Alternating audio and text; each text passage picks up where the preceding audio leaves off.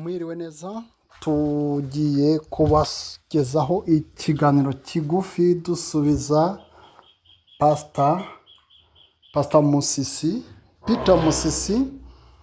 Si ubwa mbere tumuvuzeho, twamumenye kera kuko ntabwo bino bintu ari ibintu ahubukiyemo. Ndabizi twamumenye kera, ariko kuva arimo kuvuga bino bintu ahanini kuri Illuminati, kino kiganiro rero twagira ngo tumusubize. Hari n'ikindi twamusubije, nawe ibyo yatubwiye twarabyumvise, kandi n'ubu yongeye kubikomozaho. Yadukomojeho, ntabwo yatuvuze mu mazina nk'uko ariko byibuza aravuga ati, iyo turimo kubabwira Illuminati, hari abantu badashaka ko tubikora, bakavuga ati niba mwizera Yesu muvuge Yesu gusa, niba mwizera Imana muvuge Imana gusa. Kuki mutinda kuri Illuminati? muyifiteho ubuhe bwoba?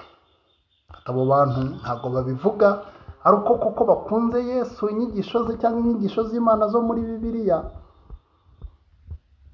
atari ko yaba ari iyindi mpamvu.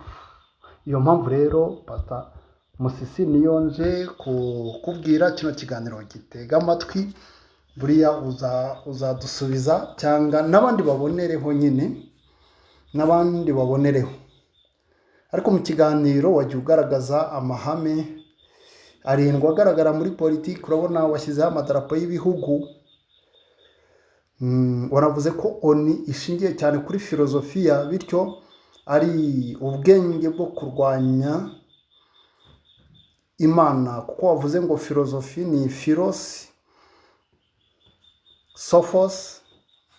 Uburyo wagiye ubivuga nyine wagaragaje ko filozofi bivuga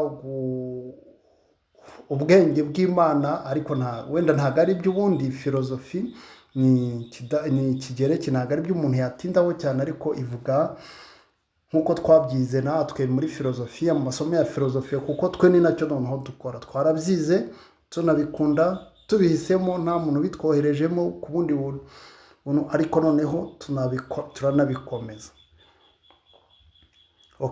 Filozofiya iravuga philos, sophos, ni ukuvuga l'amour, kuko igifaransa urakizi neza ndabizi, wenda cyangwa icyongereza l'amour de la sagesse, the love of wisdom or knowledge. Reka noneho twikomereze,